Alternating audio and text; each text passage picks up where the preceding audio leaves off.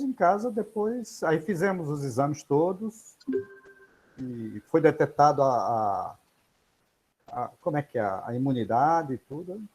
Uhum. Imunidade, quer dizer que você desenvolveu anticorpos bastante, sim, é isso? Sim. Uhum. Então, nós seguimos todo o protocolo do Ministério da Saúde. Uhum. Mas o protocolo do Ministério da Saúde é perigoso, você pode ter tomado cloroquina. Ainda era Mandetta, foi no tempo de Mandetta, não foi, Antônio? Foi no tempo da Mandetta, certo.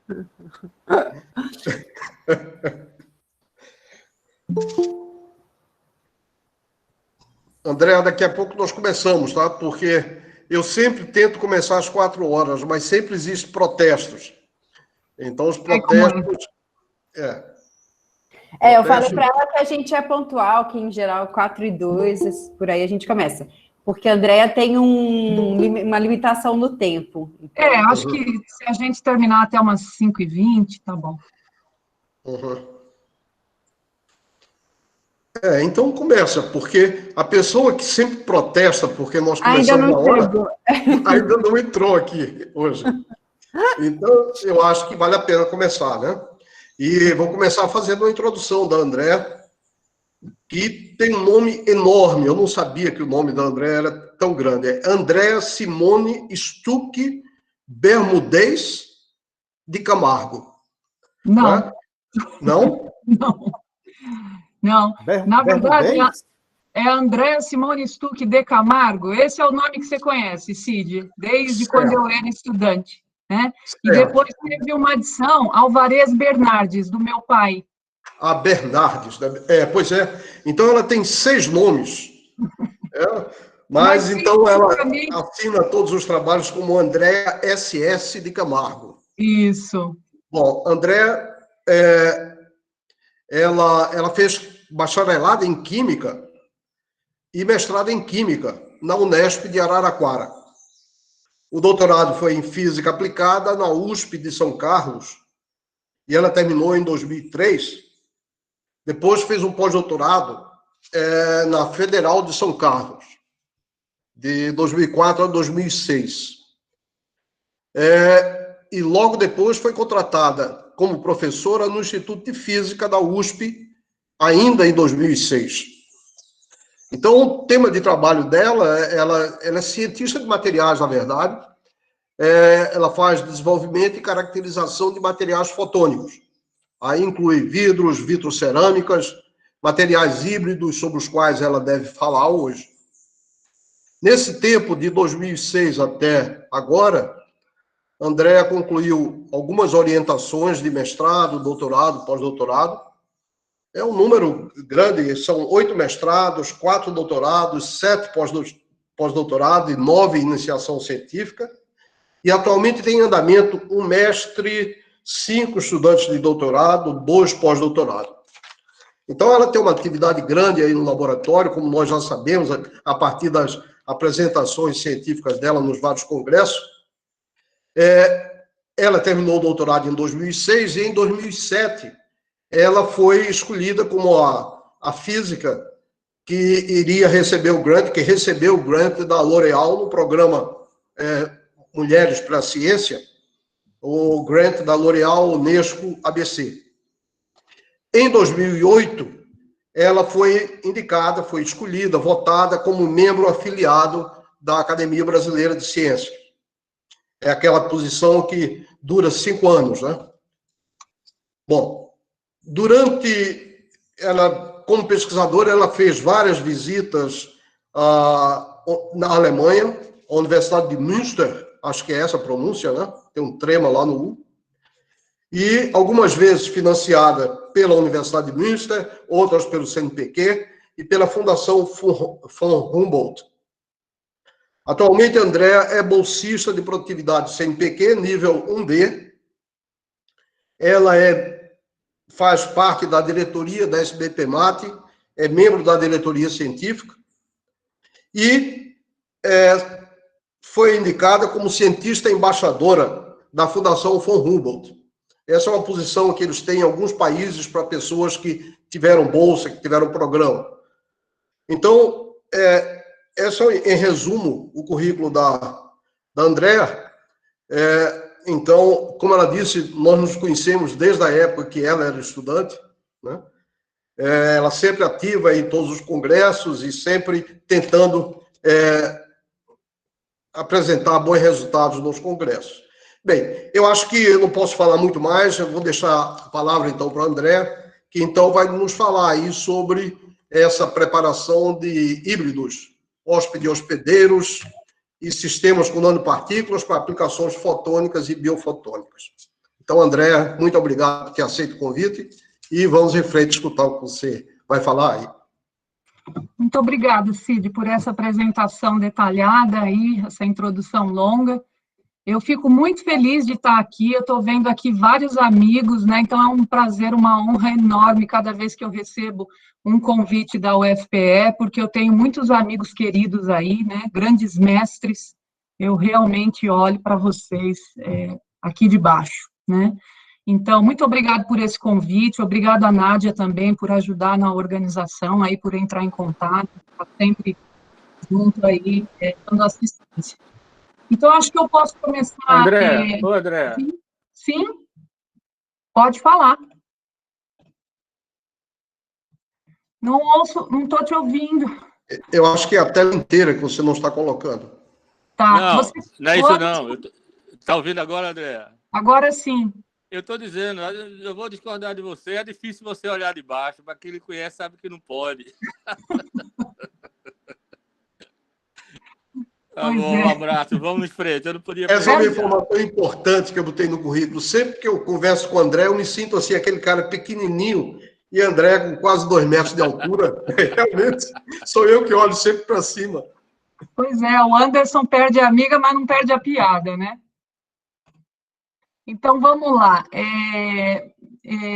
Pelo que eu entendi, já está aí a minha apresentação. Eu vou colocar em tela cheia, todo mundo consegue ver, porque agora eu já não vejo vocês mais, né?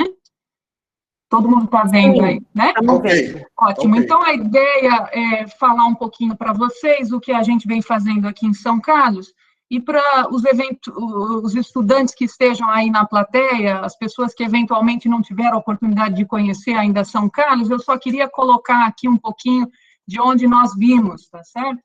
Então, São Carlos fica aqui na região de Araraquara, né, que está aqui no centro-leste do estado de São Paulo. Nós estamos a 230 quilômetros da capital, que está bem aqui, né, e a cidade de São Carlos tem cerca de quase 252 mil habitantes. Nós temos aqui muitas empresas de cunho tecnológico, algumas delas são empresas importantes, bastante grandes, e temos aqui 2 universidades públicas, né, a Universidade de São Paulo e a Universidade Federal de São Carlos. Então, a USP, para quem não sabe, foi fundada em 1934, nós temos 75 mil estudantes, dos quais 7 mil estão em São Carlos. E a Federal é um pouco mais jovem, né, foi fundada em 68 e tem 14 mil estudantes.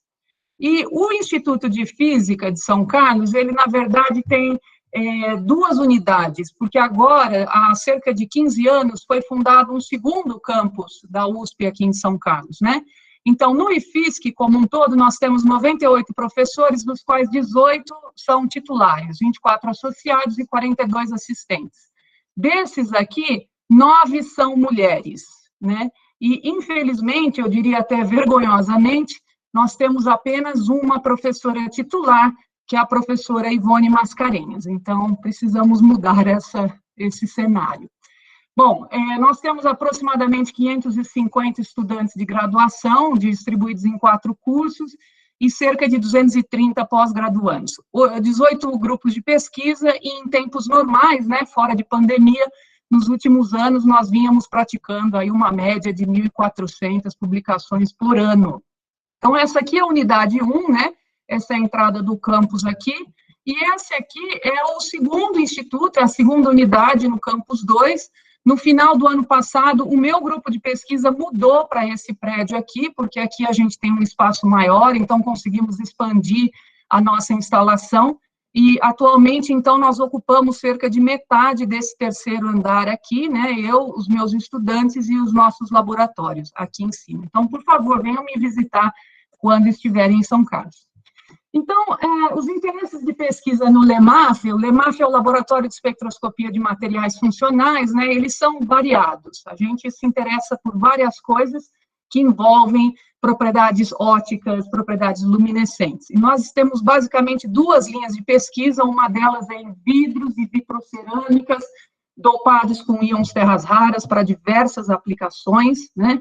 E uma outra linha é essa de materiais híbridos e nanoparticulados e nanoestruturas que nós vimos explorando mais recentemente. Eu, na verdade, sou de uma escola de espectroscopia de terras raras, né? Eu fiz o meu doutorado, mestrado, aliás, desde a iniciação científica, trabalhando com materiais dopados com terras raras. Nos últimos 10 anos, eu tenho me dedicado a algumas coisas novas, continuo trabalhando com vidros e materiais com terras raras, mas algumas outras coisas também. Então, hoje eu escolhi falar para vocês sobre essa segunda linha de pesquisa, né, que envolve materiais para dispositivos usados em iluminação, para bioimagem, terapia fotodinâmica, sensores biológicos e coisas afins. Bom, quando eu digo materiais do tipo hóspede-hospedeiros, eu me refiro aos hóspedes como sendo complexos metálicos do bloco D e F, corantes orgânicos, quantum dots ou nanopartículas metálicas, né? E os que a gente chama de host, as matrizes, são basicamente silicatos mesoporosos, de estrutura diversa, cristalinos ou amorfos, modificados com grupos orgânicos e também argilas transparentes, né, nanoestruturadas, como a bentonita e a laponita. Nanopartículas do tipo casca-núcleo e também biopolímeros. Qual é a vantagem de incorporar esses fluoróforos, né, essas moléculas e essas espécies luminescentes nas matrizes sólidas? Primeiro, porque você tem agora uma plataforma mais flexível para aplicações, né? Você pode utilizar agora um filme, uma fibra, né? Uma nanopartícula, ao invés de ter que trabalhar em solução. Segundo, porque essa incorporação garante proteção às espécies moleculares contra agentes que podem ser supressores da luminescência. Terceiro, porque em aplicações biológicas, você não quer que essas espécies vazem, né? Que elas sejam liberadas no meio biológico, e como a gente vislumbra isso para o futuro, você deve garantir que elas estejam apropriadamente isoladas numa matriz. E, finalmente, nas moléculas luminescentes, como, por exemplo, os complexos metálicos, a gente tem muito problema de agregação molecular, que também é uma fonte de supressão da luminescência. Portanto, nós queremos dispersar essas moléculas da melhor maneira possível e exercer controle sobre isso. Para fazer isso, a gente explora aproximações diferentes, como, por exemplo, fazer a interação colúmbica, né, de um complexo catiônico numa matriz que seja carregada negativamente. Então, aqui, basicamente, sai o sódio e entra esse complexo aqui de irídio. Ou, então, uma outra aproximação é promover interações do tipo Van der Waals entre anéis aromáticos aqui que estejam na matriz hospedeira e também na espécie que é a hóspede. Ou então nós podemos fazer aquilo que a gente chama de automontagem, né, o self-assembly, usando complexos surfactantes para obter um sistema micelar, adicionando o precursor de sílica, né, e aí obtendo uma estrutura organizada, que é essa aqui, do MCM41, que é um material bastante conhecido, né, muito utilizado em aplicações ópticas e também catalíticas. Uma outra aproximação ainda é isso que a gente chama de chip in a bottle approach, que basicamente é você montar um complexo, né, dentro da estrutura sólida, dentro de poros, por exemplo, colocando esses pedaços da molécula individualmente. Então, primeiro você põe lá um grupo funcional, aí você liga um determinado ligante, faz a metalação, coloca o metal e depois coloca mais ligantes para completar o seu navio dentro da garrafa. E para fazer essas aproximações, a gente lança a mão de uma metodologia química bastante útil, que é chamada de sol-gel, né? A metodologia sol-gel lhe permite obter materiais luminescentes com alta eficiência através de uma química branda que envolve temperaturas ambientes, pHs bastante razoáveis, né? e oferece uma alta homogeneidade de mistura dos precursores moleculares e te dá muita flexibilidade na hora de moldar o material final. Então, basicamente, a gente começa aqui de uma solução precursora, né, uma solução aquosa ou etanólica, começa a ver hidrólise e policondensação das moléculas aqui, eu tenho o que a gente chama de um sol, que tem partículas primárias, né, e esse sol, em condições apropriadas de temperatura, pH e agitação, ele forma o que a gente chama de um gel, tá? Esse gel aqui, ele é úmido, então ele contém muito solvente ou muita água. Uma vez que esse líquido evapora, eu tenho aquilo que a gente chama de xerogel, que é um gel que eu consigo segurar, ele já tem um formato sólido, né? E a partir da secagem, então, eu posso obter aqui uma cerâmica densa, ou se eu fizer uma extração de solventes em condições críticas, né, de temperatura e pressão, a gente obtém os chamados aerogels, materiais extremamente interessantes, ou eu posso ainda utilizar essa solução para fazer um revestimento, obter um filme denso ou obter ainda fibras cerâmicas. As possibilidades são muitas, como vocês podem perceber, todos esses materiais aí a gente consegue obter através da química sol-gel. E para começar, eu queria falar um pouquinho para vocês sobre os estudos que a gente tem feito em complexos heteroléticos de irídio-3, né? Eu sei que não é muito comum o pessoal no Brasil trabalha, existem alguns grupos que fazem trabalhos lindíssimos com complexos de irídio-3, mas não são muitos, pelo menos não na física. Então, aqui, esses complexos, eles são muito interessantes por causa das propriedades fotofísicas deles, como, por exemplo, altos rendimentos quânticos, tempos de vida relativamente curtos, aí da ordem de 1 microsegundo, e uma variedade de cores que você consegue sintonizar através de uma escolha apropriada dos ligantes, né? Por isso, eles são muito aplicados para dispositivos luminescentes como OLEDs e LEDs, também para fotossensitização de oxigênio, para geração fotocatalítica de hidrogênio e para bioimagem. Então, eles vêm sendo bastante estudados para essas aplicações e eu quero mostrar para vocês algumas das nossas contribuições. Eu não vou entrar em detalhes de química, obviamente, né? Porque eu sou uma pessoa que me defino nem como química e nem como física, tá certo? Eu trabalho exatamente na interface entre essas duas disciplinas, mas, felizmente, meu grupo é extremamente interdisciplinar. Eu conto com físicos, engenheiros e químicos, né, que nos permitem fazer essa pesquisa de caráter interdisciplinar. Então, basicamente, esses complexos de irídio, né, heteroléticos, significa que eles têm ligantes de diferentes naturezas, ok? Então, eu tenho aqui um ligante do tipo LX, e 2 ligantes do tipo CN. Então, esses ligantes CN aqui, né, são bidentados, eles são coordenados aqui através de ligações com nitrogênio e com carbono, tá? E esse terceiro ligante LX aqui pode ser várias coisas, pode ser nitrogênio, nitrogênio, nitrogênio, oxigênio e assim por diante.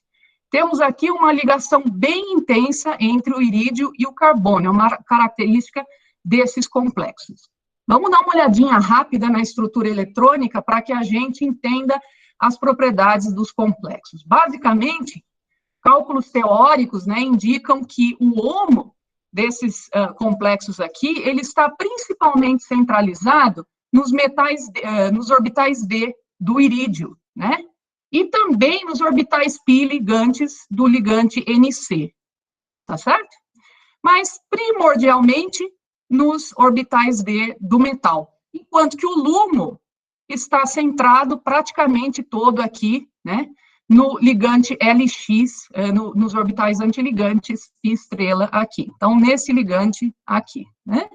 E essa diferença de energia aqui entre o LUMO e o HOMO é que vai dar origem a várias transições possíveis, né, entre estados do metal e também dos ligantes, então ligante-ligante ou metal-ligante, né, que compõem os espectros de emissão e de absorção desses complexos. De tal maneira que você pode mexer nesses ligantes aqui, e dessa forma você consegue manipular o seu espectro, dependendo da cor ou da propriedade que você quer. Então, o que você pode fazer? Por exemplo, você pode reagir aqui, ó, grupos funcionais que são retiradores ou adicionadores de elétron, né? Então, por exemplo, se aqui em RY eu coloco um grupo que é que retira elétrons, o que eu faço é com que o LUMO venha para baixo aqui, portanto, meu espectro desloca para o vermelho, né? Mas se eu coloco um grupo funcional ligado aqui, que doa elétrons para esse ligante, então o LUMO é deslocado lá para cima e, portanto, o espectro desloca para o azul. Então, através dessa escolha e com bom químico, você consegue fazer essa manipulação. Ocorre que a combinação dos estados de metal e do ligante nesses orbitais moleculares, o HOMO e LUMO, né, ela resulta nessas transferências de carga, como eu disse para vocês, entre metal e ligante, que é o que a gente chama de MLCT, ou aquelas centradas em ligantes, né? Então, ligante e ligante. E, além disso, como o irídio é um metal bastante pesado, o acoplamento spin-órbita é muito importante nesse caso, e ocorre mistura de estados excitados, né? Havendo essa mistura de estados excitados, fica difícil caracterizar a natureza desses orbitais, eles são estados híbridos, que dão origem a ligações, a transições não somente de mesmo spin, né, de mesma multiplicidade, mas também de emissões tripleto. E é justamente isso que torna esses complexos tão interessantes e importantes, porque devido a esse acoplamento spin-órbita, né, a conversão intrasistema aqui é muito intensa e, além de fluorescência, eu posso ter a fosforescência com muita intensidade.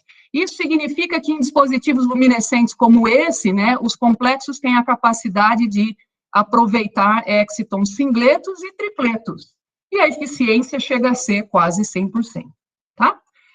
Bom, um problema dos emissores tripleto, contudo, é que eles reagem muito com o oxigênio molecular, né, e transferem energia do estado tripleto de menor energia aqui para o oxigênio molecular, tá certo?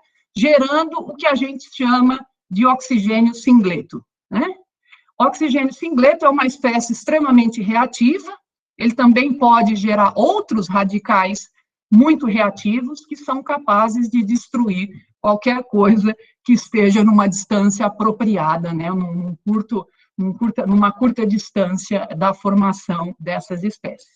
Por isso, esse material aqui é bastante interessante para terapia fotodinâmica ou para fotossensibilização de oxigênio, mas em se tratando de aplicação em dispositivos luminescentes, nós devemos tomar cuidado, né, ter a precaução de evitar essa supressão da luminescência.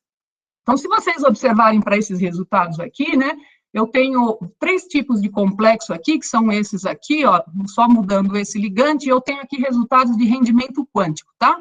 Se nós olharmos para condições aqui em ar, né, a medida é feita em ar, nós temos aí rendimentos que vão de 3% a 9%, certo? E quando a gente está em condições de saturação de nitrogênio, ou seja, não tem oxigênio, esse rendimento quântico pode ser até de 90%. Então, vejam como faz diferença. Se eu tiver uma condição de saturação de oxigênio, vejam que o rendimento cai absurdamente aqui, certo?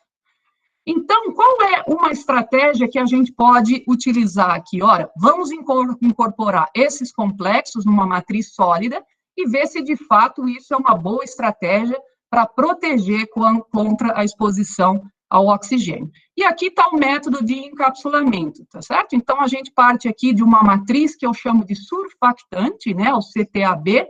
Basicamente, ele tem aqui uma cabeça polar e uma cauda apolar, bastante longa, né?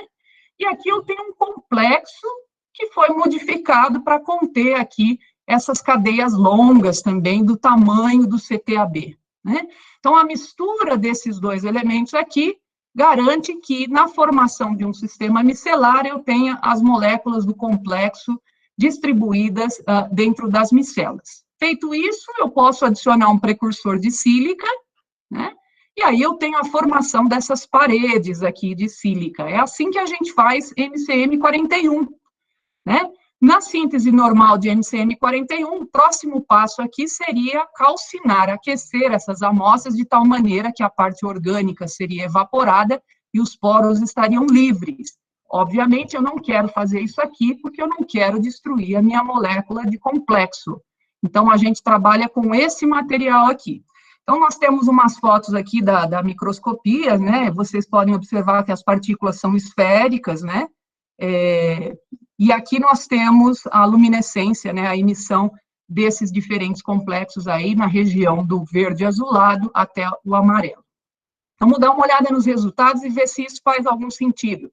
Nós temos comparação aqui dos espectros de emissão do complexo em MCM41 e do complexo em solução metanólica, tá? E vocês observem que, de maneira geral, né, exceto aqui, talvez, que nós não temos muita diferença, mas a gente tem aqui um deslocamento para a região do azul, que é o chamado efeito rígido-crômico. Basicamente, ele surge do confinamento das moléculas dentro do poro da matriz, nesse caso aqui, dentro da estrutura do MCM, né? Então, fazendo com que haja maior rigidez no sistema, a molécula perde graus de liberdade e você tem esse deslocamento para a região do azul, que é bastante conhecido. Agora, vamos comparar, então, os resultados em solução, né, em temperatura ambiente, com os resultados do sólido preparado através do encapsulamento dos complexos no MCM. Então, de novo, aqui, os 3 complexos estudados, vamos dar uma olhada nos valores de rendimento. Primeira coisa que eu quero chamar a atenção é para essa coluna de experimentos feitos em condições equilibradas, né, no ar. Então, nós temos aqui rendimentos que vão de 3 a 9, como eu havia mostrado para vocês antes. Já no MCM41, já mudou de 17% para 22%, né? Se eu estiver falando de condições de saturação de nitrogênio, melhor ainda os rendimentos, mas o que é mais interessante observar é que quando você vai aqui para saturação de oxigênio, né, o decréscimo no rendimento quântico é muito grande comparado com quando você vai daqui para cá, tá certo? Então, observem que, mesmo em condições de saturação de oxigênio, né, o rendimento quântico não decai tanto como é o caso em solução. Um comportamento similar é observado para os tempos de vida. Se vocês observarem aqui, nós temos de 0,6 até 2,3 microsegundos na solução metanólica, né, em que as moléculas estão bem dispersas. E nesse caso aqui, na verdade, nós temos pelo menos 2 componentes, uma bem mais longa e outra bem curta, né, de tempos de vida, essa aqui provavelmente devido a moléculas mais expostas, né, mais próximas da superfície externa, em que a exposição ao oxigênio é maior do que essas aqui. Então, esse trabalho aqui, né, ele foi publicado nessa revista aqui, Inorganic Chemistry, e é um trabalho que, na verdade, é uma prova de conceito, porque você pode construir várias estruturas desse tipo aqui, de MCM, utilizando esses complexos surfactantes que foram feitos no nosso laboratório. E também antes, já em 2013, nós iniciamos o estudo com alguns complexos de irídio, quando eu trabalhei na Universidade de Münster, no grupo da professora Luísa Decola. Esse foi o primeiro trabalho que a gente realizou nesse sistema, e mais recentemente, então, nós estamos sintetizando novos complexos no grupo. Uma outra possibilidade é essa aqui, ó, é utilizar uma matriz organosilicato. Essa aqui é a Raquel, ela é minha estudante de doutorado, né? A Raquel fez o mestrado e ela tinha experiência já com essa matriz aqui, né, que envolve o precursor da sílica e também um polímero. Então, basicamente, quando misturados em proporções adequadas, né, e feito todo o processo sol-gel aqui com a adição da solução de complexos, feita a etapa de gelação e obtenção do xerogel, você tem agora uma flexibilidade tremenda para obter filmes, bulks, ou fibras, ou nanopartículas, o que você quiser desse material aqui com alta eficiência, né? E, de novo, o fato de você incorporar nessa matriz organosilicato faz com que os rendimentos, os tempos de vida aumentem significativamente. Por isso, essa é uma matriz bastante promissora para dispositivos em iluminação. Mais recentemente, nós começamos a estudar outros complexos que também exibem forte acoplamento spin-órbita, como complexos de platina. E essa é uma colaboração que nós estamos fazendo agora com o professor Christian Strasser, da Universidade de Münster, que é especialista na síntese de complexos, entre eles platina, né? O que a gente vislumbra é que nós podemos utilizar esse material ainda nessa etapa aqui, né, antes da solidificação, para fazer, por exemplo, o recobrimento de uma ponta de fibra ótica ou algo assim, de tal maneira que isso possa ser utilizado como um sensor, né? Um sensor de oxigênio, numa solução, num meio biológico, por exemplo, você pode inserir aqui a ponteira, né? E tendo duas fibras, uma que excite e uma que colete, você consegue mapear a presença de oxigênio através de uma curva de intensidade de luminescência. Então, nesse caso aqui, seria importante ter estruturas porosas que permitissem, de fato, a difusão do oxigênio, né, para que haja interação com o complexo. Essa é uma ideia, é claro, mas, como eu disse, a flexibilidade de obter filmes de outras estruturas abre uma série de possibilidades. Bom, eu disse para vocês, né, que essa interação com o oxigênio molecular era ruim do ponto de vista das aplicações em iluminação, mas, por outro lado, como essas espécies aqui são altamente reativas, elas são extremamente úteis para a terapia fotodinâmica. E o alvo aqui seriam organelas, fotooxidação ou então danos ao DNA. Aqui nós temos um exemplo, né, de espectros de emissão de alguns complexos lá que nós estudamos, dos 3, na verdade, que eu mostrei antes, e aqui é o espectro de excitação na ausência de oxigênio, tá? E aqui nós temos o mesmo experimento numa condição aqui de saturação de oxigênio. E como vocês podem observar, a emissão, ela praticamente, de fato, ela desaparece total. Então, eu tenho aqui uma supressão das emissões em torno do verde e do amarelo. Mas, ao mesmo tempo em que eu tenho essa supressão, eu observo a banda característica do oxigênio singleto lá em torno de 1.270 nanômetros, né? Portanto, isso aqui pode ser interessante para a gente testar terapia fotodinâmica. E agora você pode argumentar comigo e dizer, poxa, André, mas os complexos metálicos, né, e outras moléculas orgânicas também já são tóxicos por si só, né? Então, por que se dá o trabalho de realizar terapia fotodinâmica através da geração de oxigênio singleto, né? Bom, de fato, são tóxicos e uma das aplicações que acaba sendo limitada desses materiais é a aplicação em bioimageamento, que é tão importante hoje em dia, né? Então, aqui mais uma prova de conceito interessante de como nós podemos eliminar a toxicidade de complexos de irídio, né, oferecendo, assim, uma nova oportunidade para bioimageamento. Então, aqui nós trabalhamos com sais é um complexo de irídio iônico, né? Então, eu tenho aqui sais de cloro e sais de PF6-. Esse é o contraíon, certo? Então, os sais de cloro são solúveis em água. E esses de PF6 aqui são insolúveis em água, né? Eles são muito eficientes, mas apresentam alta toxicidade. Então, aqui eu tenho o complexo que contém contraíon cloro. Esse é solúvel em água. Esse aqui não é solúvel em água. Mas uma vez que ele é incorporado nessa nanoargila aqui, ó, que é chamada de laponita, a laponita, só para vocês saberem, ela é composta por pequenos discos nanométricos de aproximadamente 1 nanômetro de espessura e cerca de 25 nanômetros de diâmetro, tá? Ela é carregada positivamente, negativamente aqui nessa superfície e positivamente nas laterais, de tal forma que um complexo catiônico pode se ligar a ela nessa superfície e na superfície de baixo. Então, quando esses complexos são incorporados na laponita, né, eles passam a ser solúveis em água. Então, basicamente, isso que vocês estão vendo aqui é uma representação dos 3 complexos incorporados na laponita, né? Que são essas soluções aqui. Vamos dar uma olhadinha nos resultados aqui. Então, aqui eu tenho soluções dos complexos solúveis em água, né? Que são aqueles com contraíon cloreto, e aqui daqueles que foram incorporados no sólido. De novo, a gente olha para os resultados de rendimento quântico e eu vejo que tem um aqui bastante promissor, com um rendimento de quase 100%, tá? Maior do que em solução. Mas vamos olhar agora para a toxicidade. Então, aqui nós temos 3 testes de toxicidade, porque os complexos podem interferir com o metabolismo celular. Então, nós fizemos 3 testes para garantir os nossos resultados aqui. Um desses testes, ele diz respeito, ele usa um reagente que permite a gente quantificar a interação mitocondrial, a interferência na ação mitocondrial.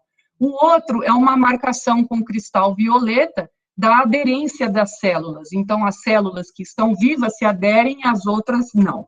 E esse terceiro experimento aqui é um experimento de proliferação, é simplesmente uma microscopia em que nós observamos e controlamos aí a reprodução celular, tá?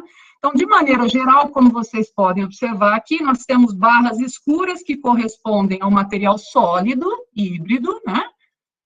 Hóspede hospedeiro, e aqui as barras claras correspondem às soluções dos complexos de cloreto, que são aquelas solúveis em água, né?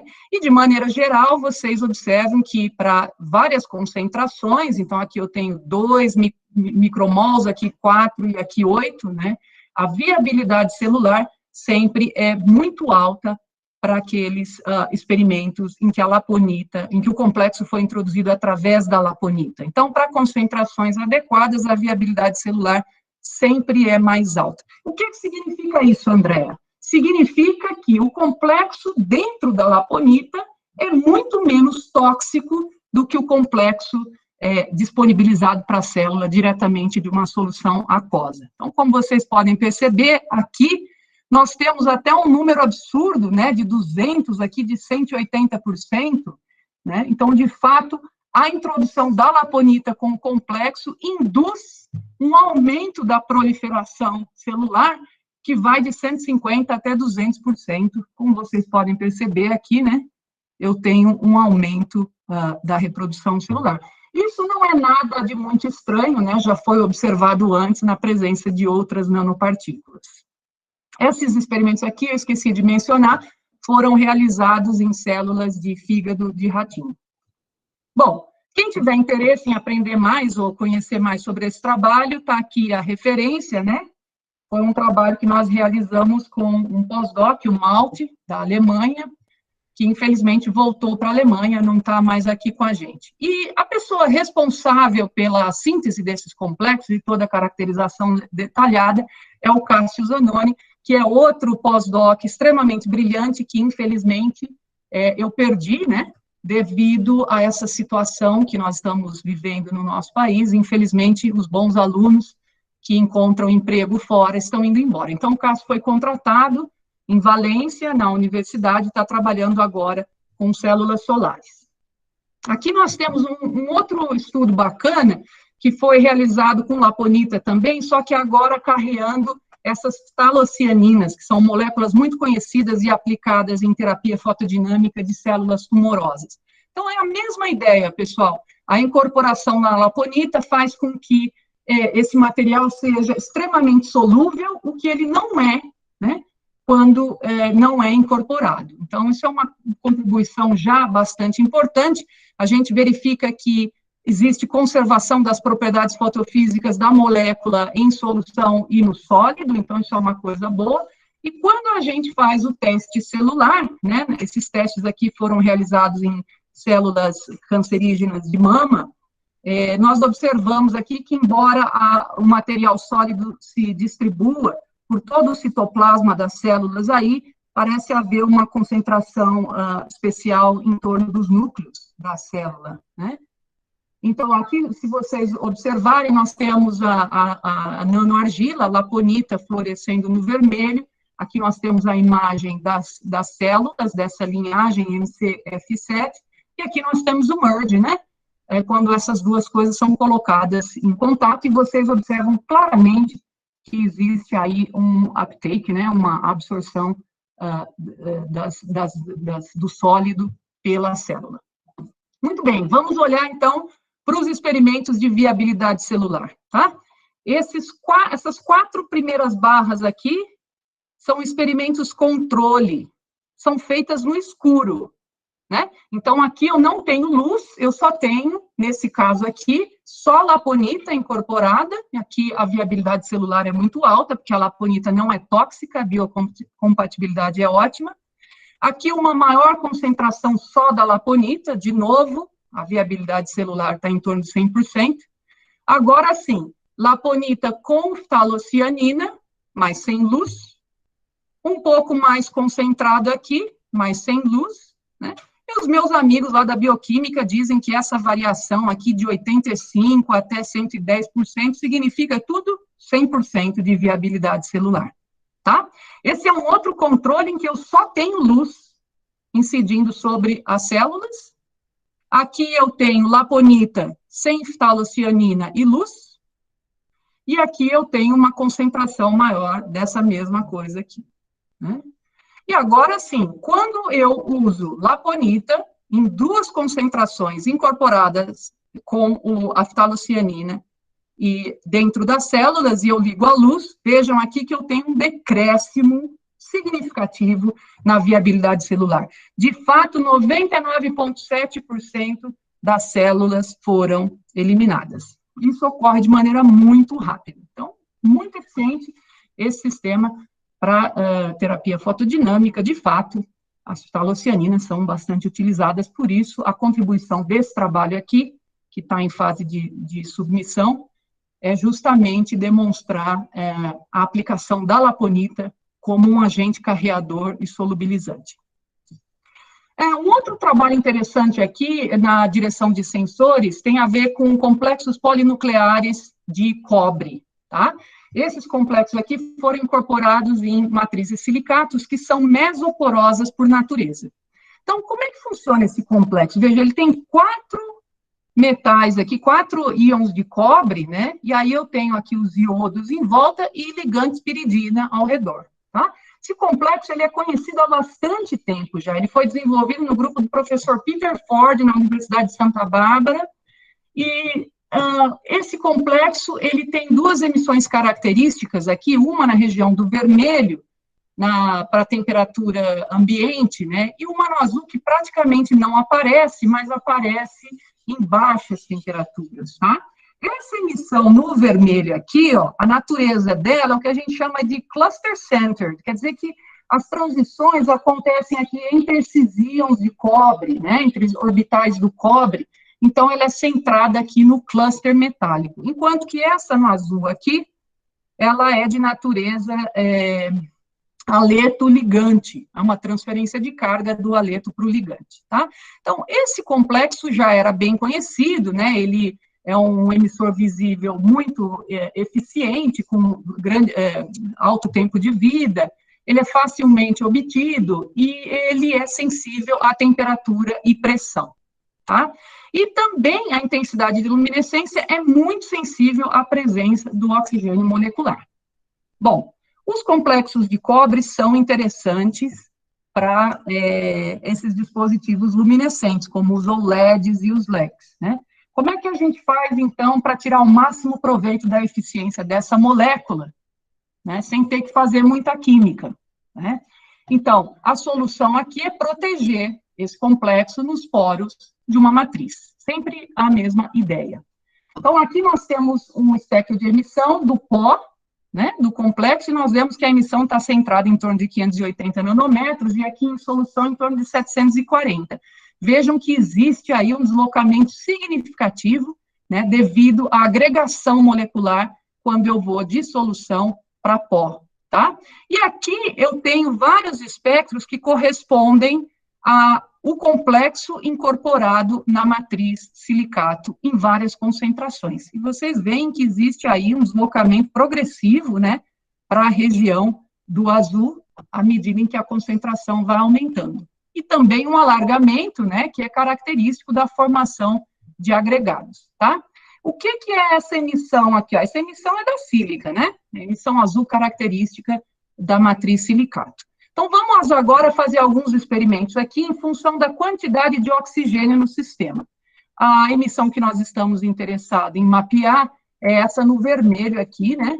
Que pode ser utilizada em temperatura ambiente. E o que a gente observa é que se eu tiver 100% de nitrogênio, então eu vejo essa emissão bem característica no vermelho. Para uma proporção aí de 50%, eu já começo a ver um pouco menos de vermelho e começa a sobressair a emissão azul da matriz. E se eu saturar, então, eu vejo praticamente só a emissão da matriz, não tem mais emissão do complexo. Então, agora nós fizemos experimentos bem criteriosos aqui, desenvolvemos um sisteminha em que a gente podia entrar e controlar o fluxo de oxigênio e nitrogênio e a saída, né? E vamos ver o que acontece. Aqui eu tenho somente a matriz em condição de nitrogênio e em condição de oxigênio. E eu vejo que a matriz é insensível, a emissão está sempre presente, mas não vejo... Desculpe, aqui não tem complexo. Agora, aqui eu tenho 0,5 milimols. Então, o que é que eu vejo? Em condição de nitrogênio, está lá a emissão bem bonita e intensa, né? Quando eu saturo com oxigênio, essa emissão cai bastante.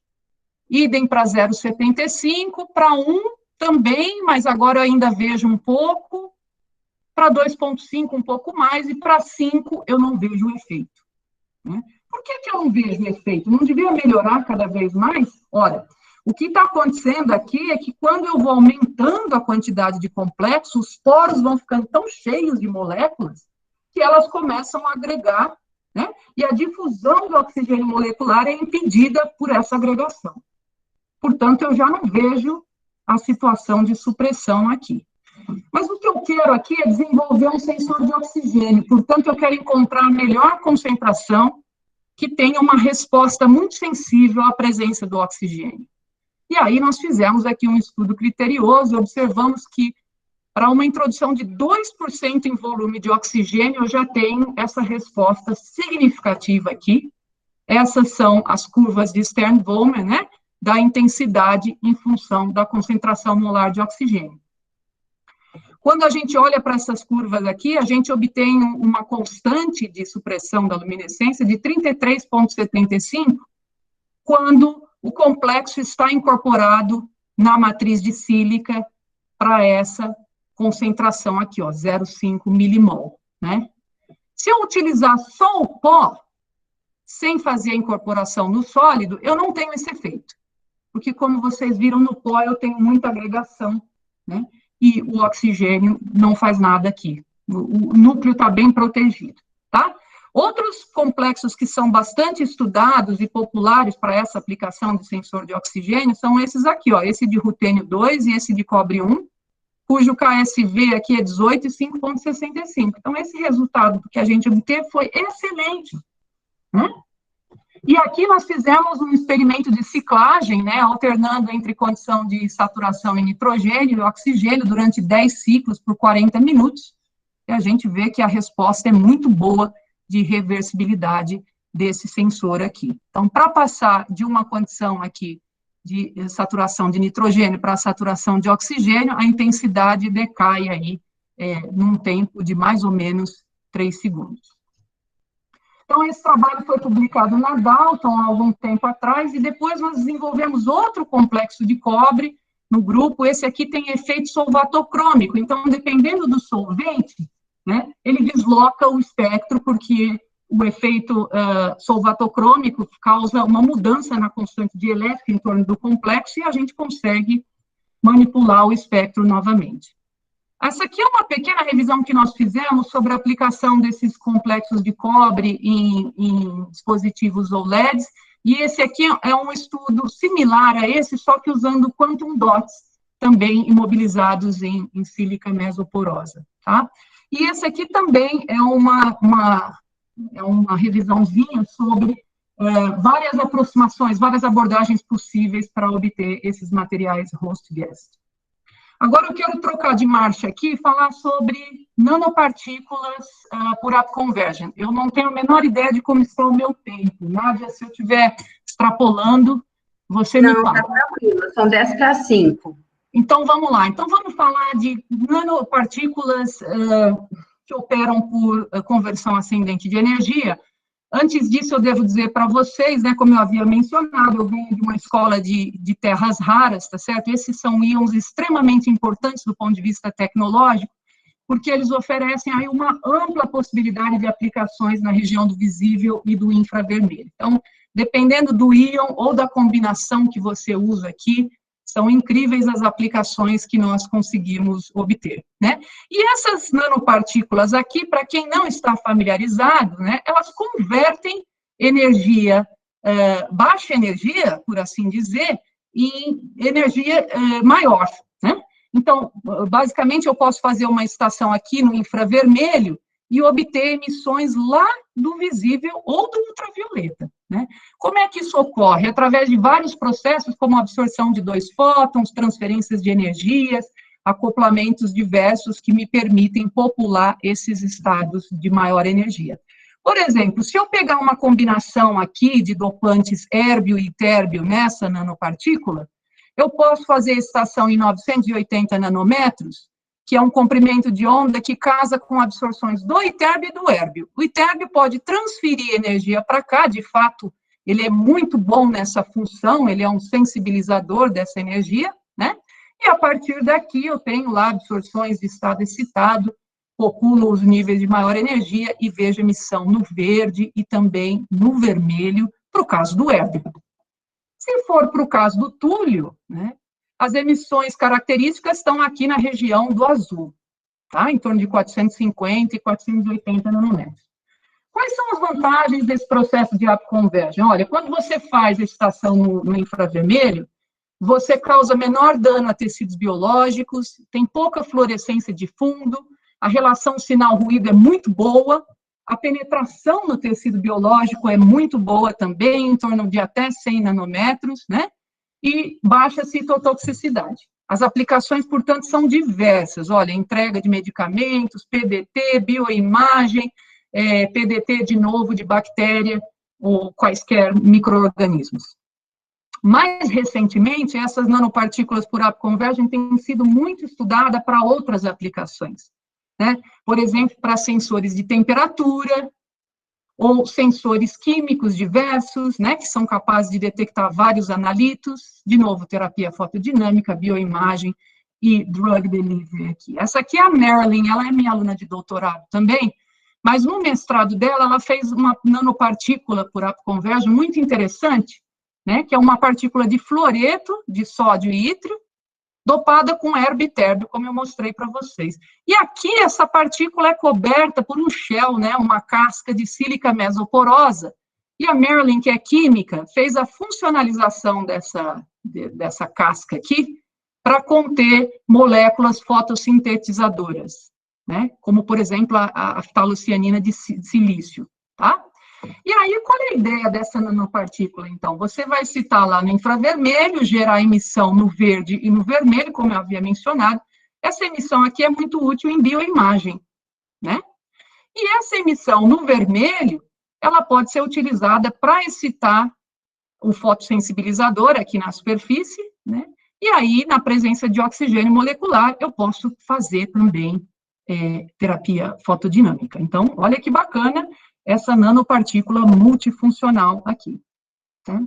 Eu posso fazer essa estação através de transferência de energia, mas não necessariamente, eu também posso fazer uma estação direta aqui em torno de 600 ou 700 nanômetros, que a resposta vai ser a mesma, né?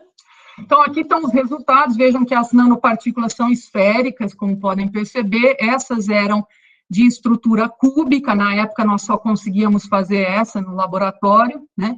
Um diâmetro característico de 45 nanômetros, área superficial de 35 metros quadrados por grama, e aí, caracterizada essa nanopartícula, nós procedemos com a casca, um recobrimento com a sílica mesoporosa. E aqui nós temos o espectro característico de upconversion, com a emissão na região do verde, a emissão na região do vermelho, que é muito intensa aqui, curiosamente, para essa partícula, né?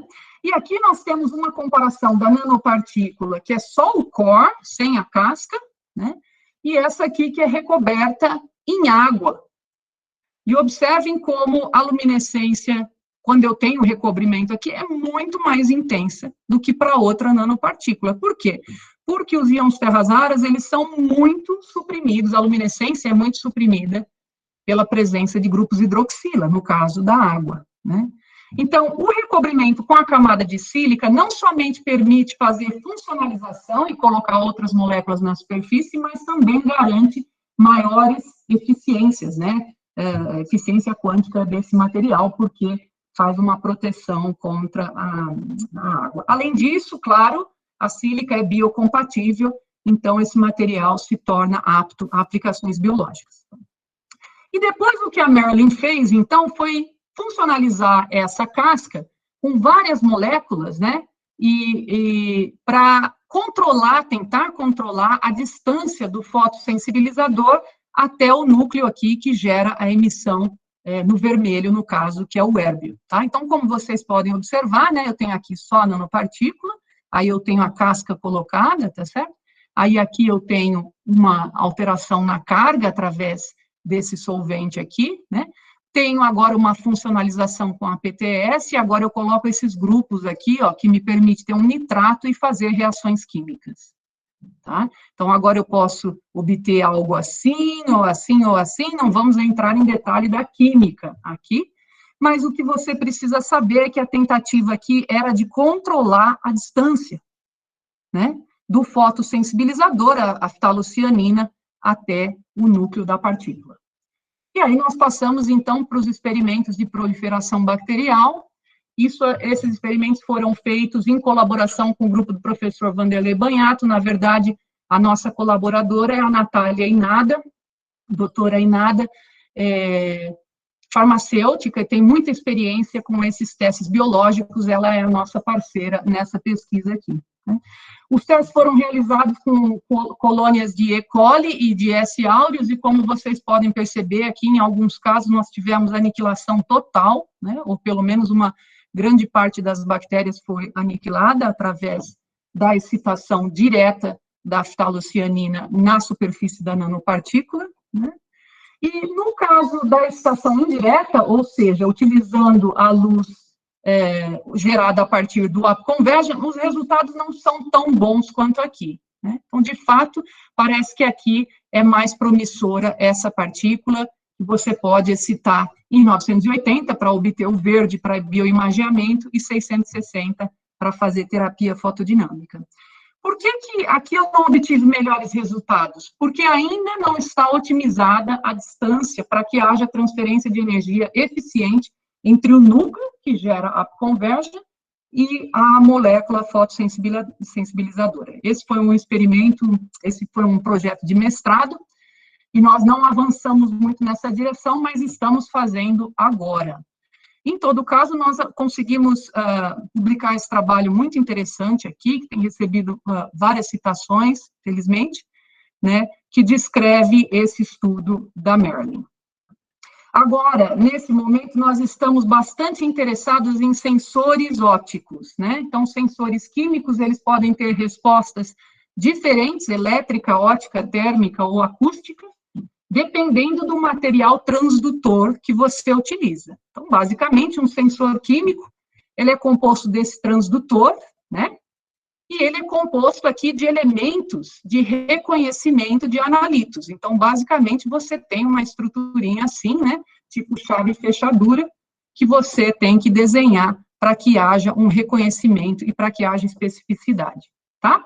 É o transdutor que vai nos dar a resposta, no caso óptica, que nós estamos interessados, mediante a ligação do analito nos elementos de reconhecimento. Vantagens desses sensores, claro, alta sensibilidade, até 100 picômetros, 100 partes por milhão, uma ampla faixa aí de comprimentos de onda para uma ampla faixa também de sondas fluorescentes, que você pode escolher, né? A faixa de detecção dinâmica é bastante linear, operação bastante simples, reproducibilidade alta, pequenas quantidades de amostra e de reagentes, e também equipamentos simples para detecção. Por que nós estamos interessados nisso aqui, né, sendo que já existem os testes de ELISA, ou tem o outro que é PCR, né? Esses testes, embora sejam os mais comuns, os mais populares, eles requerem equipamentos de detecção cara, eles ainda são bastante sofisticados, então o que a gente visa é desenvolver sistemas mais simples, tá?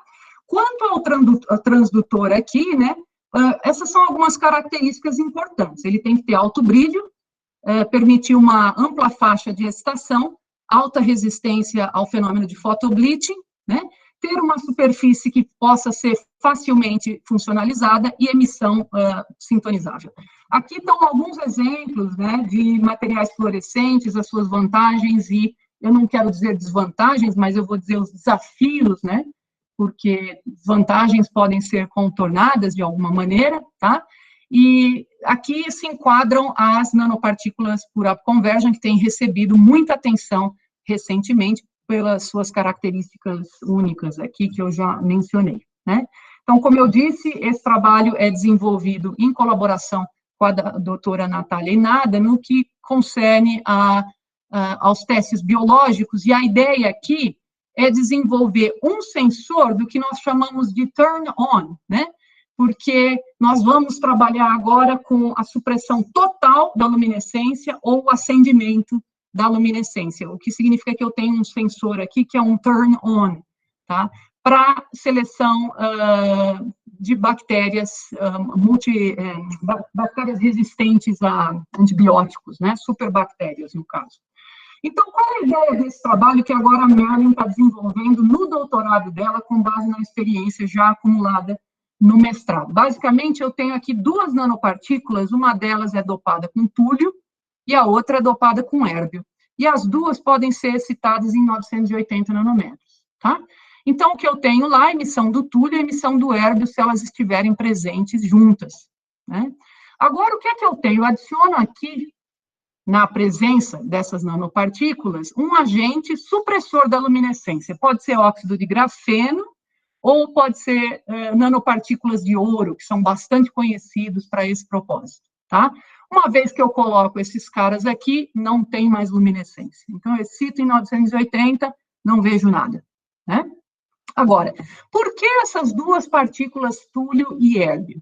Eu posso fazer o seguinte, na partícula dopada com túlio, eu posso fazer uma funcionalização química na superfície, tal que ela se ligue às moléculas presentes na superfície de bactérias gram-negativas, né? E eu posso fazer uma funcionalização nessa aqui para que ela só se ligue a moléculas presentes na superfície das bactérias gram-positivas. Então, veja que agora essas nanopartículas são seletivas, né?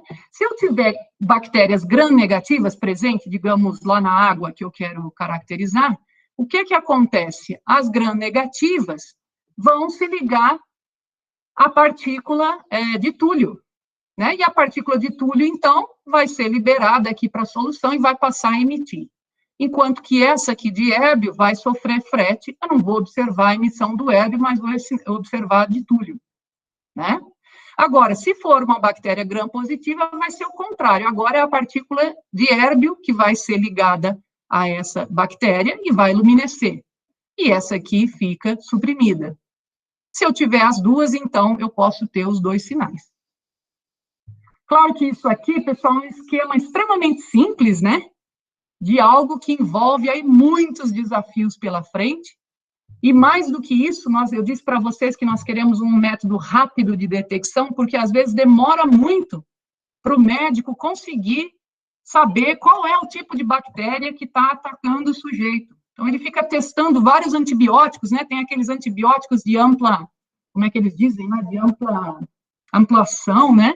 Ampla janela de ação. Então, demora muito essa identificação das bactérias, né? E a ideia desse sensor aqui, de maneira muito geral, né? Não estou dando detalhes aqui, mas só lançando as ideias, é que ele nos dê uma resposta rápida e de maneira simples. Na verdade, a ideia é que o sensor seja baseado no que a gente chama de micropads, né? Que são sensores baseados em papel.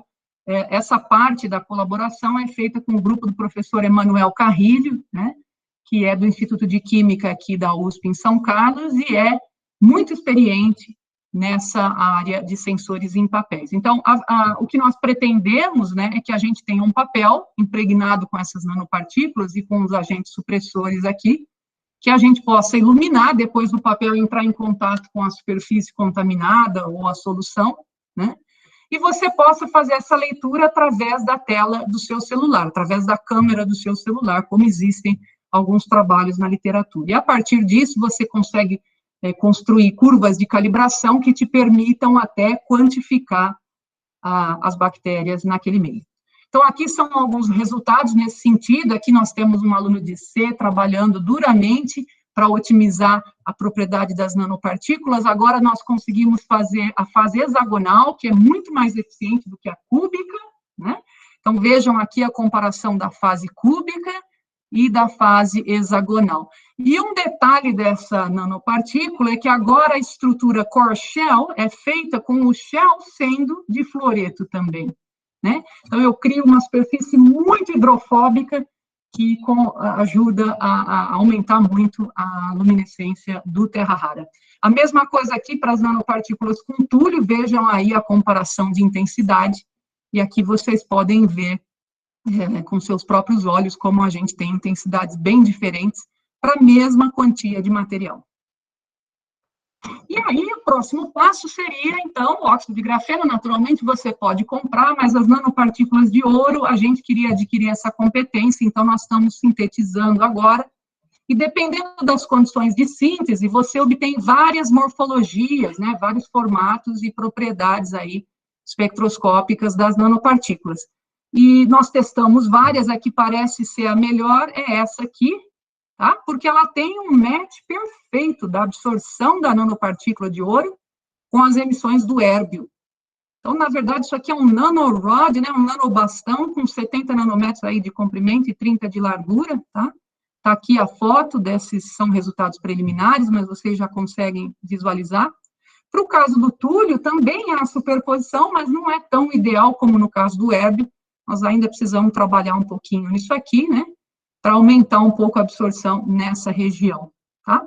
E aqui nós temos o experimento de supressão da luminescência em função da concentração de nanopartículas de ouro adicionada, e vocês podem observar aqui, está meio pequeno, né, mas conseguem observar o decréscimo da intensidade do érbio, tanto para o verde como para o vermelho, na presença das nanopartículas. Então, essa é a ideia, que ele seja um supressor eficiente para que a gente construa o nosso sensor. Agora, eu vou falar rapidamente de perspectivas, né, nessa direção aí. De dezembro do ano passado até final de fevereiro, eu estive na Alemanha de novo trabalhando uns meses lá, na física, na verdade, mas eu iniciei uma colaboração com o grupo do professor Bart-Jan Havu, do Centro de Nanotecnologia da Universidade de Münster, e esse grupo, ele tem muita experiência na realização do que a gente chama de interruptores moleculares, né? Eles também funcionam dessa maneira on-off, mas aqui é química pura, né? E é isso que eles têm muita experiência em química supramolecular, de tal maneira que você pode, por exemplo, usar uma amostra aqui, né, que é uma molécula, desculpe, o transazobenzeeno, que tem essa configuração, e quando você incide luz de um dado comprimento de onda sobre essa molécula, ela sofre uma isomerização e passa a ter a configuração cis, né? Então, esses interruptores moleculares, eles são operados por luz, por comprimentos de onda bem específicos. Essa amostra aqui, né, é um macrocíclico, chama ciclodestrina, e ela é bonitinha porque ela tem o formato, assim, de um copinho, né? Essa é a estrutura dela aqui, tá? E o que ocorre? Quando você coloca esses dois elementos juntos aqui, você pode ter ligação deles através de uma molécula aqui que a gente chama de espaçador, né? Se eles estiverem na configuração trans, tá? Porque aí eu tenho ligação aqui facilitada, né? Então, o azo entra aqui na ciclodestrina e eu posso construir estruturas dessa maneira. Mas quando eu excito com 350 nanômetros, o que acontece? A molécula azo, ela assume a configuração cis. Nesse caso, há um impedimento estérico aqui, que impede que a ligação seja mantida com a ciclodestrina. Então, percebam que isso é bastante interessante, porque agora eu consigo fazer brincadeiras do tipo assemble e disassemble, né, montagem e desmontagem de sistemas supramoleculares através do estímulo óptico. Qual é a nossa ideia aqui que nós queremos explorar junto com o grupo do professor Havu, e quem vai participar dessa pesquisa é a Merlin e o Leonan, que é um pós-doc que chegou há pouco tempo no meu grupo, né? A ideia aqui é utilizar as nanopartículas por upconversion ligadas com o azo, né? E lembrando, então, que eu consigo promover essa isomerização aqui, dependendo do comprimento de onda que eu incido sobre a amostra, né? E aqui eu tenho ASO, então, nas duas posições cis e trans, que podem ser ligados à nanopartícula.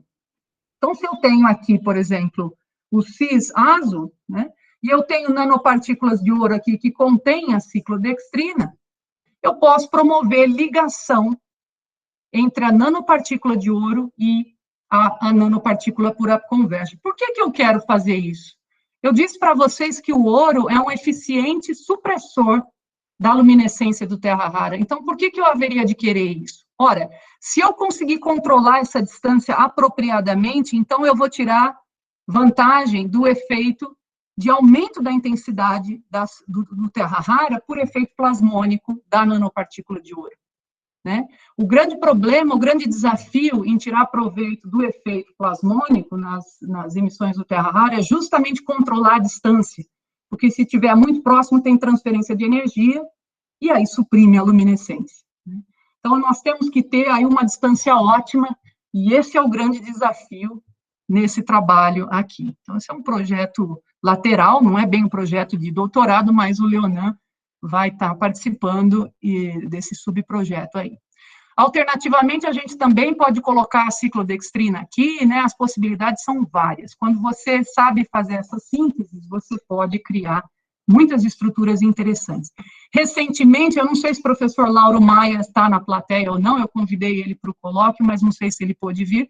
Recentemente, nós iniciamos uma colaboração que envolve aqui o Pedro, um aluno de doutorado, o Leandro, que é um pós-doc, e a ideia aqui é tirar proveito, né, desse conhecimento que a gente acumulou nos últimos 10 anos para fazer nanopartículas por upconversion, né, com uma casca que seja funcionalizada, por exemplo, com complexos de cobre ou qualquer outro, e que seja multifuncional. Então, por exemplo, eu posso ter um sensor aqui que tem uma resposta de termometria no infravermelho, se eu usar o dopante neodímio, né, e que possa ter uma resposta de sensor de oxigênio, se a estação for feita lá nos ligantes, né, na região em que o complexo mais absorve. As possibilidades aqui são inúmeras, né, nós podemos trocar esse núcleo aqui por várias outras coisas interessantes, por exemplo, por nanocristais, como o IAB-neodímio, que o professor Lauro tem bastante experiência, né, que inclusive gera várias frequências em laser randômico, e aí nós podemos colocar coisas diversas aqui nesse shell e, enfim, nos divertimos. Claro, essas coisas, por enquanto, são todas sonhos, né, mas é assim que a gente começa.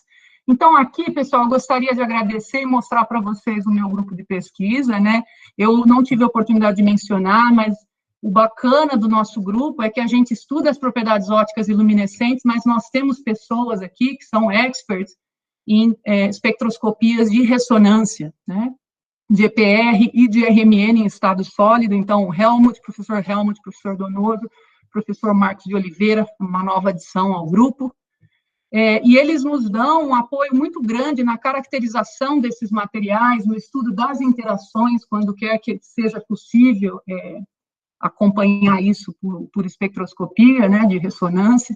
Então, aqui estão os alunos, são os nossos alunos, né, e mais essas pessoas aqui que não estão na foto, mas que participam diretamente dos trabalhos que eu mostrei para vocês. Aqui estão os colaboradores, né, o professor Peter Ford, lá da Califórnia, a professora Neide, da USP, da Química da USP em São Paulo, que foi a nossa colaboradora, foi o kick inicial para começar a estudar os complexos de irídio, o professor Emanuel Carrilho, a Natália, o professor Valtencir Zucoloto, o Lauro, né, e aqui os colaboradores externos, né, na Universidade de Münster, e também o Akitaka, no Japão, que é a pessoa que fez um estudo muito bacana da estrutura eletrônica dos complexos de irídio, quando eles foram sintetizados. Então, eu também reconheço, claro, o financiamento por essas instituições aqui, e agradeço muito a vocês pela atenção aí, a paciência de me ouvir por tanto tempo. Obrigada. Obrigado, André. Eu proponho a todos que abram o microfone para aplaudirmos a palestrante.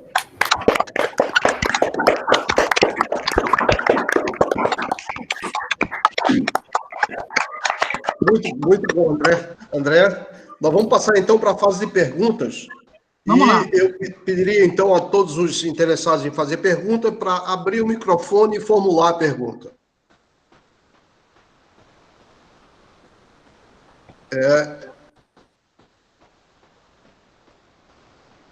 Bem, André. Anderson está inscrito. Vai lá, Anderson. Tudo bem, foi muito legal, como sempre. Nessa última parte das core shell com várias coisas, você já fez essas nanopartículas ou está no processo de trabalhar e fazendo elas? Depende de qual exatamente você está falando. As partículas de apoconverge a gente já sabe fazer bem. São aquelas que eu mostrei a luminescência. Core shell. Tá? Isso a gente já sabe. Tem, inclusive, pronta no laboratório. Agora, essa fase, essas outras colaborações com o Münster e com o Lauro estão começando agora. Tá bom. Tá ok. Eu mandei no teu e-mail um artigo que tem uns negócios com as partículas dessa para nanotermometria no estilo do que você falou na sua transparência 43 aí depois você olha e a gente fala. Perfeito. Obrigado, Anderson. Ok. Acho que foi o Oscar que se propôs aí. Oscar, você pode fazer a sua pergunta? Oi, André. Oi, Oscar. Que bom te ver. Pois é. Eu tenho o privilégio de ter participado da banca de doutorado de André. Isso há muitos anos atrás. Bom, e como ela fez uma coisa fantástica, e evoluiu de uma maneira fantástica, Andréa. Parabéns. Obrigada, Oscar. A gente se encontra de vez em quando em congresso. Só que acontece uma coisa. Cid falou no início que, não, você é muito alto e coisa e tal, etc. Mas eu descobri, André, que nós temos a mesma altura.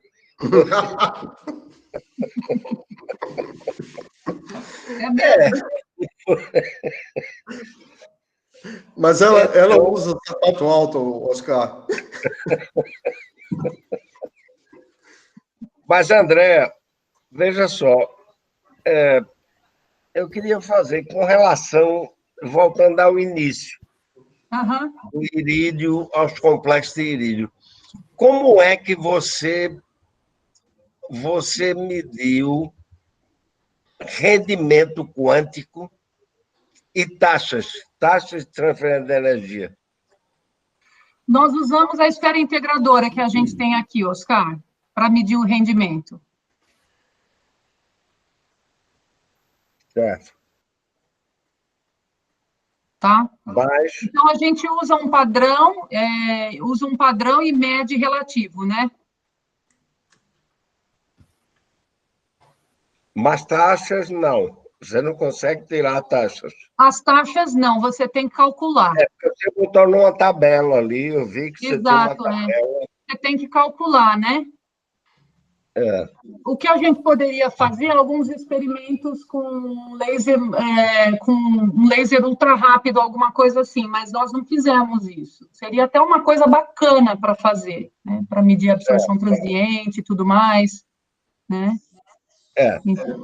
E aí, André, para o final, que é o seguinte, bom, no caso de marcação, como é que você faz a conjugação? Você diz com o meio biológico? O marcador e o receptor.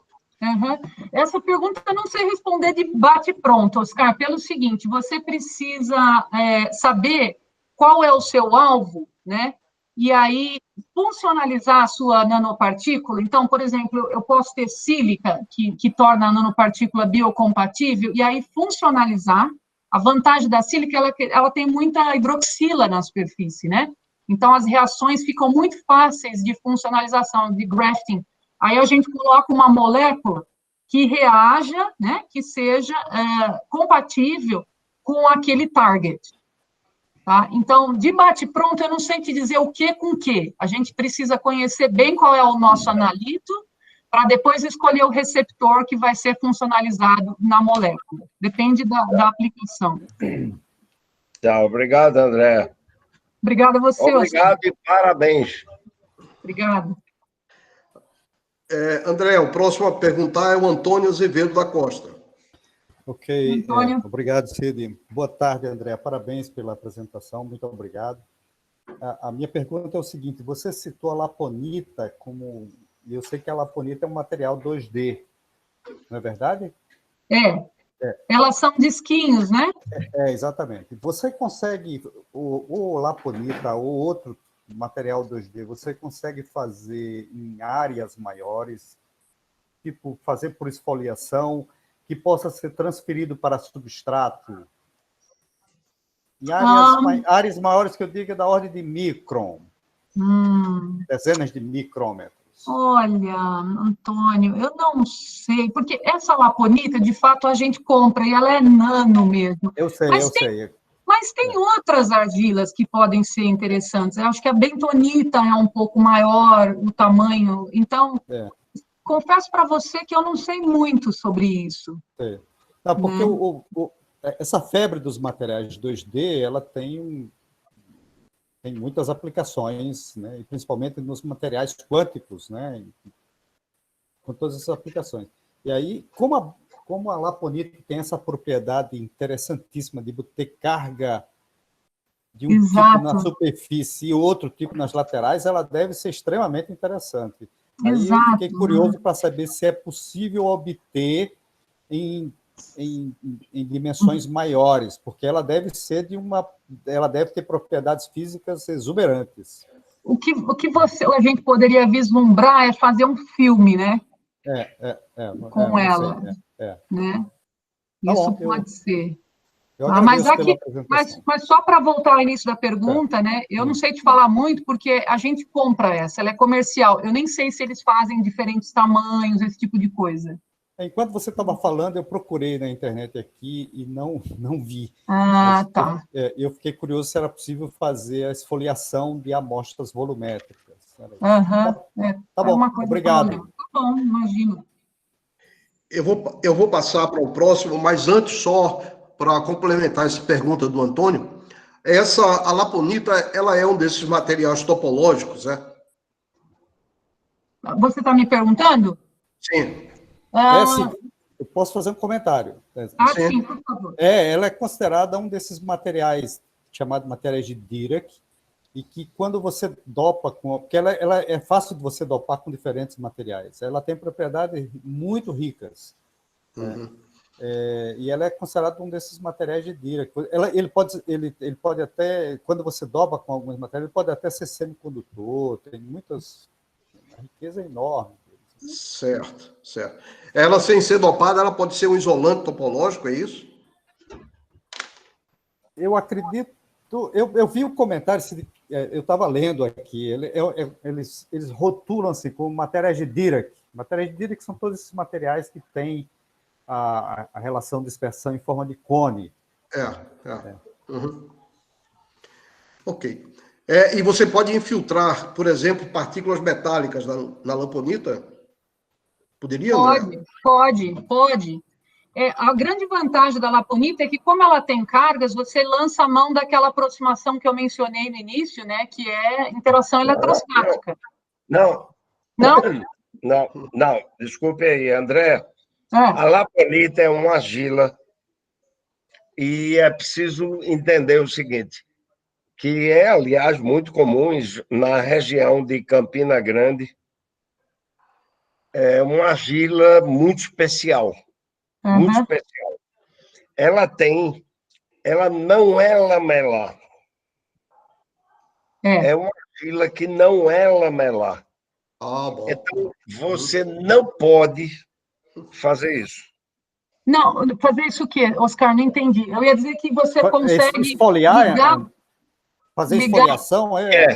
Antônio, você não consegue colocar. Nós tentamos fazer isso aqui. Nós tentamos fazer isso aqui. Intercalar. Você está falando... Ah, tá bom. Isso não tem jeito. Não tem jeito. Ela não é lamelar. Ela é lamelar até um certo pedaço. Depois ela começa a ficar uma espécie de macarrão. A espessura dela é menos de 1 nanômetro do disquinho, né? Mas o que eu estava dizendo, Oscar, é que você pode fazer ligação iônica, né? De um metal, ou de um complexo, ou na superfície dela. Na superfície. Você pode colocar um complexo ali, sem garantia, veja bem, sem garantia de que não vai haver substituição de ligante. Dependendo das condições de pH, claro. Isso. Claro. Ok, Oscar. Passo para o próximo, é o Rios, que levantou a mão aí. Rios, seu microfone está trancado, sim. Eu acho que ele abriu agora. Sim. Boa tarde. Boa tarde. Obrigado, André. Eu tenho uma pergunta que eu acho que é simples. Tem a ver com a questão, talvez, do 11, se alguém que falou de superfície aí. Em algumas ciências, eu acho que tinha uns trabalhos 35 metros quadrados por grama. Você está sobre isso? Como é medido e qual a relevância? A área superficial... É a casca, né? 35 metros quadrados por grama, o que era mesmo? Era a casca de silício, eu acho, uma coisa dessa. Não, a casca de sílica é porosa, então ela tem uma área superficial muito maior, tá? Mas, basicamente, a gente faz um experimento, usa o método de BET, né? A gente usa um modelo, basicamente, você injeta gás, primeiro faz o vácuo, tira completamente o gás, e aí você injeta gás, e as moléculas de gás, você pode usar argônio, nitrogênio, vários gases, dependendo do material, e aí você consegue controlar o volume que percolou nesse material, se ele for poroso, ou então que o volume de moléculas que se depositou na superfície externa. Ah, bom. Então, você cita o raio, dizendo que é 45 metros, e depois que tem 35 metros quadrados por grama. Eu fiquei curioso. Isso mesmo. Então, a área superficial da nanopartícula de átomo convergente é em torno de 35, né? Essa é a área superficial calculada. Calculada não, medida e calculada a partir desse modelo, né? E aí, depois a gente coloca a camada de sílica, que é porosa. Então, a área superficial agora é muito grande. E qual é a relevância disso? A relevância disso é que, como eu disse, a camada de sílica, ela tem muitos grupos de hidroxila. E isso me dá muitos sítios de reação química. Então, quanto maior a área superficial, mais oportunidades eu tenho de ligar moléculas. Obrigado. Disponha. Mais alguma pergunta? Eu tenho uma pergunta, André. Em uma das transparências, em um dos slides aí, eu vi que você escreveu num cantinho lá, nanoclusters metálicos. Eu suponho, então, que são clusters com dimensões 2 nanômetros, coisa assim, com poucos átomos. A pergunta é, que tipo de clusters são esses que você tem trabalhado? Qual é a constituição desses clusters? Olha, Cid, ainda não tenho trabalhado com isso, mas perspectiva também. Esses nanoclusters seriam agregados de nanopartículas metálicas, né? Hoje em dia tem um interesse também pelo desenvolvimento do que eles chamam de suprananopartículas, que são nanopartículas maiores, compostas pela agregação de várias nanopartículas. Então, os nanoclusters metálicos seria justamente isso. Ok. A pergunta é porque atualmente existe um interesse grande na literatura de se trabalhar com clusters de ouro, prata, mas que são pequenos, com um número de átomos menor do que 100. Menor do que 100 átomos. E aí esse é um sistema interessante, porque é como se fosse uma grande molécula que interage com a luz, diferente de uma partícula nanométrica. A partícula nanométrica tem plasmons, por exemplo, e nesses clusters não tem. Fantástico. Então, pensei que você estivesse trabalhando com algum desses sistemas aí. Ainda não. Existe até uma possibilidade, mas aí seria com quantum dots. A gente queria fazer algo nessa natureza. Na última transparência aqui, eu não sei se está aparecendo ainda, O professor Helmut Zacarias, lá da Universidade de Münster, ele é físico também, e ele faz trabalhos interessantíssimos de geração de harmônicos de alta ordem, utilizando agregados de quantum dots, né?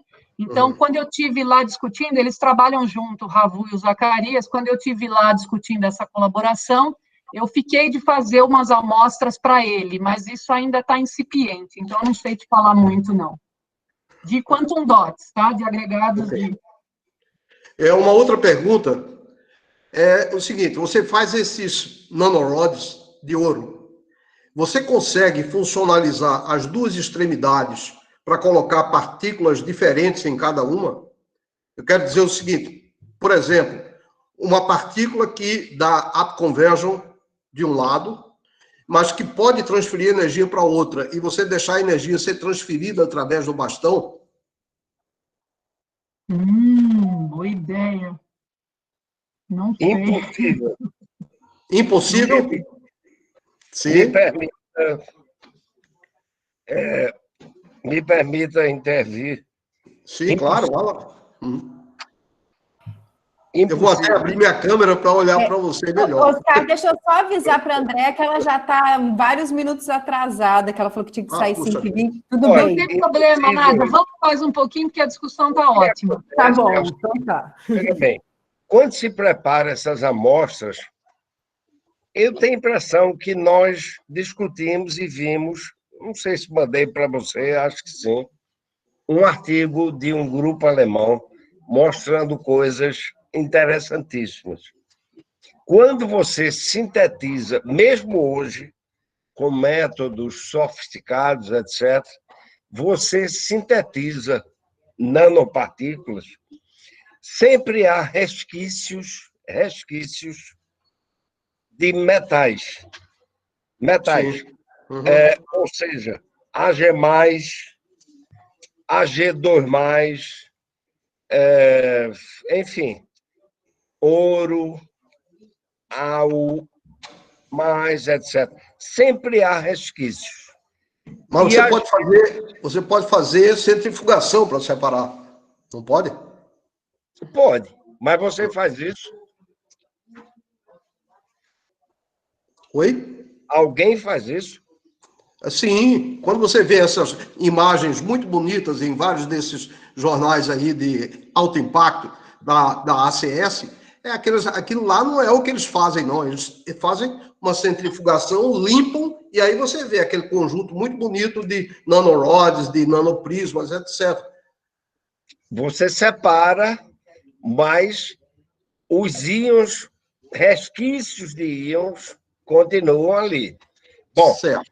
O que quer dizer é o seguinte, Cid, não podemos esquecer isso. É só isso. Ok. Não podemos esquecer isso. Tá bem, e a minha pergunta é somente essa. Um nanobastão com moléculas, numa extremidade, moléculas A, ou, e na outra, moléculas B, ou nanopartículas com íons de terra raras A em uma extremidade e íons de terra raras B na outra extremidade. Para se estudar, então, a transferência de energia através do metal. Não. Tá bom. Não. Bom, aí eu acho que o André está querendo... Sentir firmeza, Oscar. Sentir firmeza. Oscar, você está querendo dizer que os íons... Radicalmente. Nós vamos discordar radicalmente. Por uma razão, Cid. Veja só. Seja nanorod, seja esférica, seja triangular, seja estrela, seja o que for, acontece o seguinte, tem plasmons, bom, dependendo do formato, pode ser plasma, em regiões diferentes, muito bem. Mas acontece o seguinte, esses plasmos, se for, veja bem, se for partícula metálica pura, o tempo de vida do plasma é curtíssimo. É na faixa de picosegundo ou menos até. Então, se você monta um sistema, a cinética, um sistema de equações e tal, e vê que não tem tempo de transferir. Não tem. Não tem. O seu artigo junto com Luciana Kassab, de 2011, eu tenho críticas enormes àquele artigo. Poxa. Uhum. Críticas enormes àquele artigo. Felizmente, nós estamos distantes para não brigar, né?